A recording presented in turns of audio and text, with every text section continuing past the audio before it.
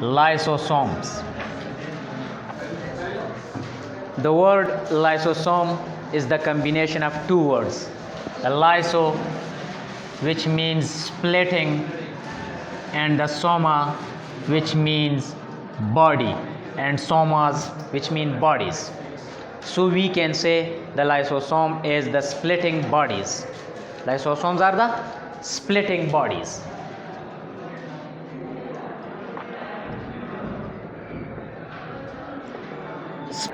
हाँ نو لایسوسومز ته موږ سپلیټینګ باډیز ویو او سپلیټینګ باډي سپلیټینګ وایي څه شي ته ماتېدو ته یا ماتولو ته نو لایسوسومز موږ سره داسې باډیز دي چې په دې کې د نورو چیزونو د ماتولو صلاحیت شته ټیک شو اٹ از ډیو ټو د انزایمز پریزنٹ انسایډ دیم ټیک شو لایسوسومز ډسکوري لرازو فرست ټایم ډیډو discovered ribosomes.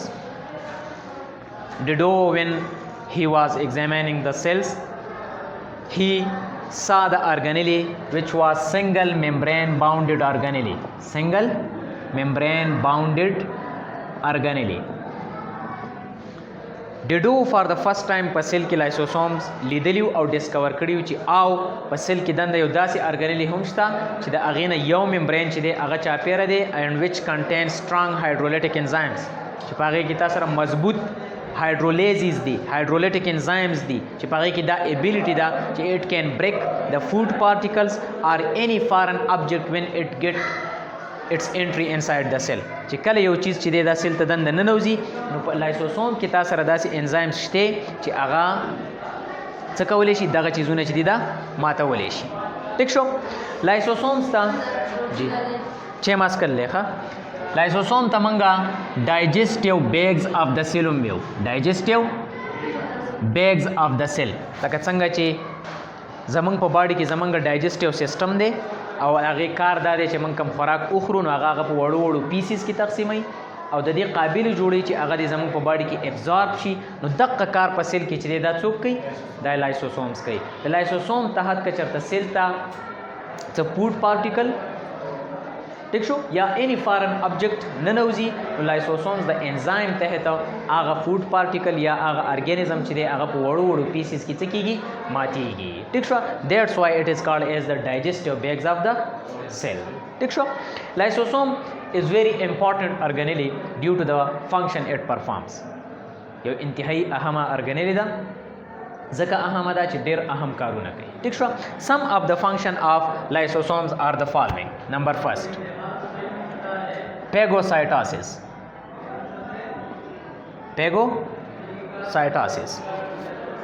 phagocytosis څه شی دی eating inside the cell or eating inside the cell په سیل کې چې دنده یو چیز خوړی کیږي یا هغه په وړو وړو پیسز کې تقسیمیږي دې ته موږ څه شی ویو phagocytosis لیټ سپوز زم چې دا ما سره سیل دی ټیک شو او دې سیل ته تا سره یو فوډ پارټیکل چې دی هغه ننوته یو فوډ پارټیکل تا سره ننوته نو دا فوډ پارټیکل که په دې سیل کې دنده په وړو وړو پیسز کې تقسیم شو ټیک شو او بیا استعمال شو نو دې ته موږ phagocytosis ویو او دا phagocytosis چې دی اٹ ایکچولی is due to the lysosome because the lysosome internally contains hydrolases په دې کې کوم انزایمز دي hydrolytic enzymes دي چې هغه فوډ پارټیکلز یا فارن آبجیکټ چې دی هغه په پیسز کې تقسیمولی شي ټیک شو سیل ته چې څه شی هم ننوځي ټیک شو نو دا اول لایسوسومز واخلي فوډ پارټیکل یا انټیجن لایسوسوم واخلي او دنده خپل د انزایم تحت ډیل کی به بار سیل ته راوباسي او هغه فردر په سیل کې چې دی هغه استعمال شي دې پروسس ته موږ څه شی ویو phagocytosis and it is only due to the lysosomes those cells which don't contain lysosomes almost all cells contain but if in a particular condition the cell's lysosome doesn't function no the phagocytosis will not occur and the storage diseases then occurs we will study in the next topic ٹھیک شو نو phagocytosis چې دی دا امپورټنٹ دی نمبر سیکنڈ autophagy what is autophagy self eating of cell چې کله یو سیل ځان په خپله خوري دې ته موږ څه شی ویو اټوپیګي. اټو مینز په خپله اینډ پیګي مینز ایټینګ.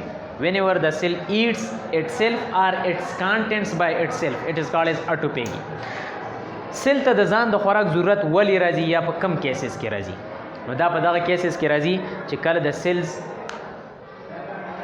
عمر چې دی دا د یو خاص حد نه سیوا شي نو سیلولر ارګانیلیز یو یا دوه یا درې یا سیل ایز ا هول هغه بیا هغه شنته کې کار نه کوي لکه څنګه چې انډیویجوال ایج سیوا کیږي نو ود د پیسیج اف ټایم دا هغه ټول سیستمونه ټول فنکشنز چې دی هغه ډاون طرف ته را رواني کنه. ټیک شو. نو دغه شنته کې سیل هم د یو حد نه په اپله بیا کار نه کوي. نو چې کار نه کوي نو په دغه ټیم کې د سیل لایسوسوم چې دی دا خپل د هایدرولیټیک انزایم په دې سیل باندې توی کی. نو دغه سیل چې دی دا څه شي دا وخوړلی شي. نو چې وخوړلی شي نو څه فایده وشي؟ یو خو دا فایده وشي چې کوم ون آوټ سیلز چې دي باډي ته هغې نه خلاصې میلاو شي.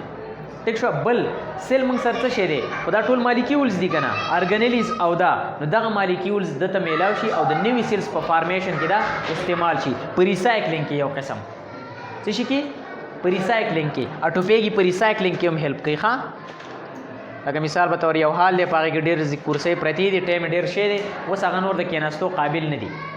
ټیک شو. نو ته خو به اول دا کورسۍ دغه حال نه لرکای که نه بیا که هغه ته داسې فرنیچر والا له ورکې یا څه ځای کې چې کورسۍ جوړیږي پلاسټک والی فرض که هغوی ریسایکل کړي نو هغې کې چې کوم صحیح پارټس دي یا د هغې چې کوم ریمیننګز دي نو هغه د نورو کورسو په استعمالېدو کې پکارېدی شي. نو که سر د سیل ون ختم شي نو سیل څه شی دی ما تاسو اګین آی ایم ګوینګ ټو ریپیټ دیټ اټ کنسسټ اف ډفرنٹ ایټمز اینډ مالیکیولز. نو هغه د نوي سیلز په فارمیشن کې تاسو سره هیلپفل ثابتېدی شي. پوهېږئ پې که نه؟ نو اټوپیګي چې دا یو ډېر امپارټنټ فنکشن دی وچ از پرفارمډ بای د لایسوسومز. ټیک شو. کم سیلز چې ایټینګ کوي ډېر ټیک شو لکه مثال په طور نیوټروفیلز شو. نیوټروفیلز زمونږ د امیون سیستم سیلز دي وایټ بلډ سیلز قسم دی او د هغې مین کار دا دی چې دا به د مایکرو ارګانیزم خوري. دا به د مایکرو ارګانیزم خوري. نو په نیوټروفیلز کې موږ سره ایز کمپیر ټو ادر باډي پارټس لایسوسوم سیوای څنګه چې نیچرلی خدای پاک لکه څنګه چې زمونږ په مسل سیل کې مایټوکانډریا سیوای په لیور سیل کې مایټوکانډریا سیوای. پوهېږئ که نه؟ هارمونز او انزایمیټک سیلز چې کوم انزایمز ریلیز کوي پای کې ګالجي باډیز د سیکریشن سره چې کوم تعلق دی هغه پکې سیوای. نو دغه شنته کې په نیوټروفیلز کې موږ سره لایسوسوم سیوای ځکه چې هغې د نارمل فنکشنینګ سره سره د بار نه چې کوم مایکرو ارګانیزم راځي د هغې د خوراک کار ورته هم حواله دی. نو په هغې کې لایسوسومز ډېري نو په هغې کې قومره هایډرولیټیک انزایم او هایډرولیزز ډېري. پوهېږئ که نه؟ نو هغه خپل هغه فنکشن چې دی هغه په دې وجه په ښه طریقې سره پرفارم کوي ځکه چې په هغې کې لایسوسومز ډېر. ټیک شو. د دې نه علاوه لایسوسومز چې دي دا په ډي جنریشن کې هم هیلپ کوي او د هغې ښه مثال چې دی هغه ټیل آف ټیټپول دی. ټیټپول it is a stage in the metamorphosis of frog where it has a small tail as well. خو later on بیا خو د frog tail نه وي که نه نو it is degenerated with the help of the lysosomes enzyme and with the help of the lysosomal activity. lysosomal activity د وجه نه دغه degeneration کیږي. ټیک شو. یا مثال په طور د humans په دې fingers په دې منځ کې دا web type چې دی د دې degeneration چې کیږي او inside the female body during the embryonic life. پوهېږئ که نه؟ نو دا د چا د وجې نه کېږي؟ دا د لایسوسوم د وجې نه کېږي. ټیک شو.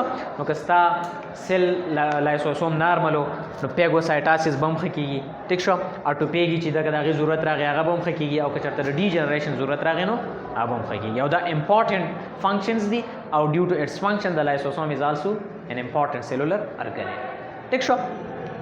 ها کله نه کله موږ سره لایسوسوم چې دی دا نارمل کار نه کوي.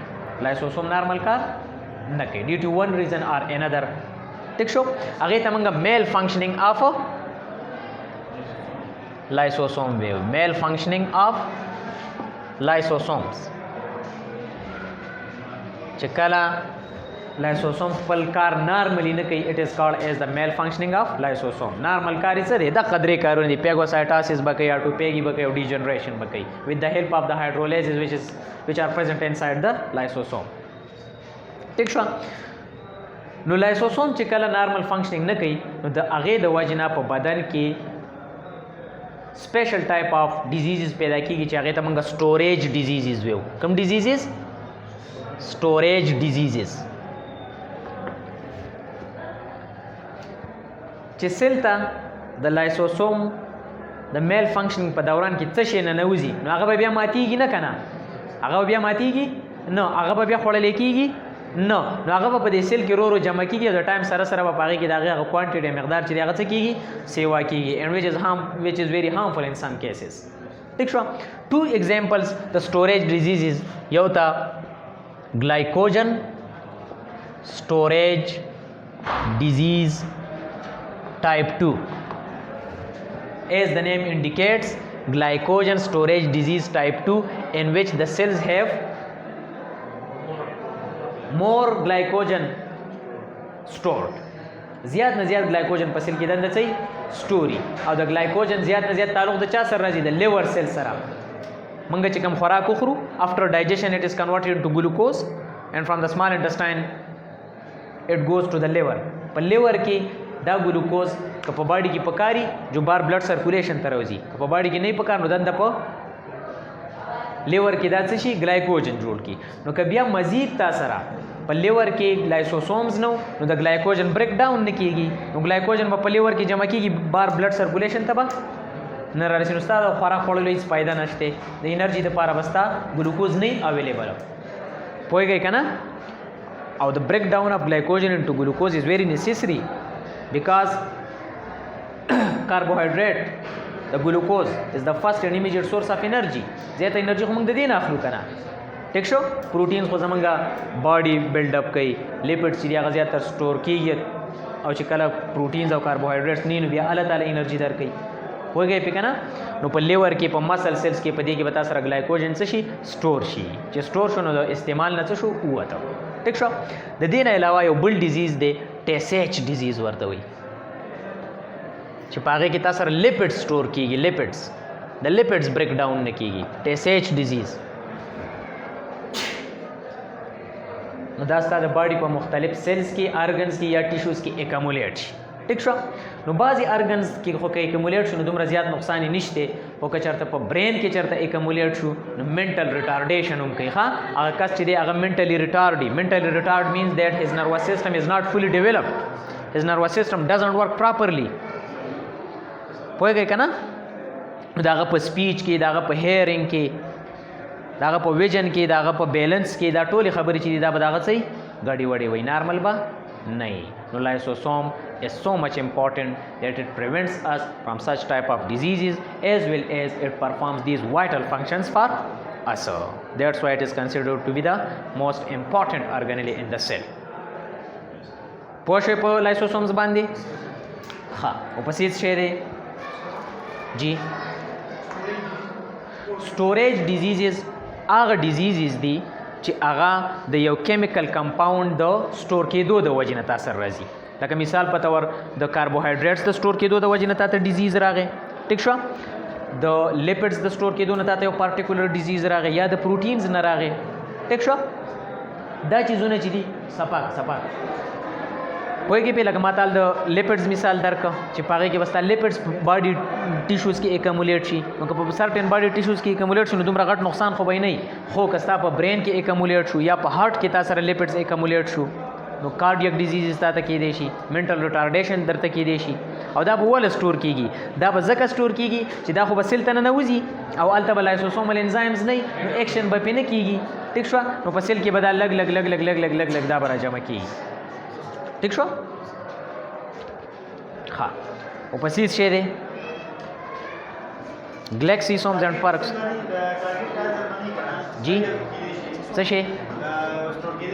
دا هر یو کې سټور کېدی شي، خو تا ته دا خبره کوي چې هغه ستا دپاره امپورټنټ دی، مطلب چې هغې تا ته نقصان دی. ټیک شو؟